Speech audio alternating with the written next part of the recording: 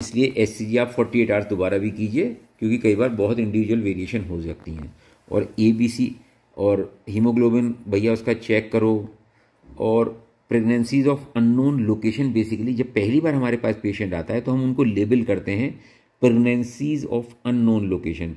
In up to 40% of women with EP, the diagnosis is not made on first attendance and they are labeled as having PUL.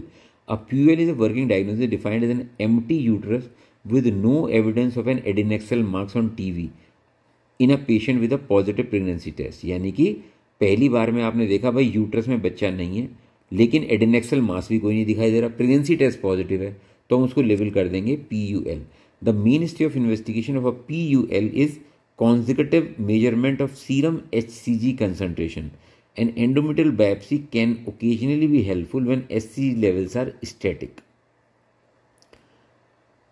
A PUL must be investigated to determine the location of the pregnancy. Basically जब PUL आपने label कर दिया तो भैया अगला काम यह है कि उसकी लोकेशन को करो। मैनेजमेंट वही एक्सपेक्टेंट मैनेजमेंट है, based on assumption that a significant portion of all EP will resolve without any treatment. This option is suitable for patients who are hemodynamically stable and asymptomatic. The patient requires serial HCG measurement until levels are undetectable.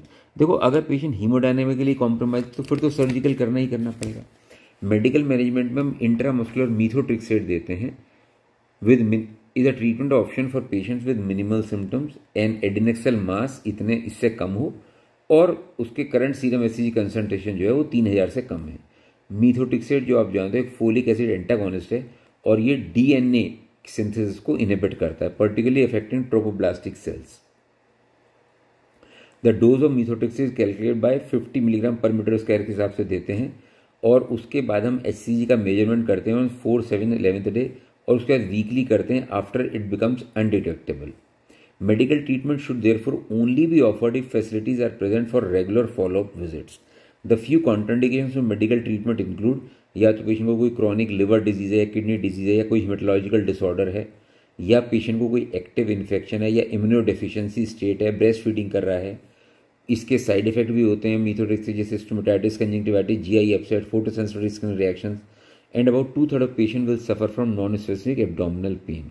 It is important to advise women to avoid sexual intercourse during treatment, avoid conceiving over 3 months after because of the risk of teratogenesis. Methotrexate body में करीब 3 महीने तक रहता है, तो इसलिए इससे पहले उसको कंसीव नहीं करना चाहिए, तो बच्चे को वरना टेराटोजेनिक इफेक्ट आ सकता है।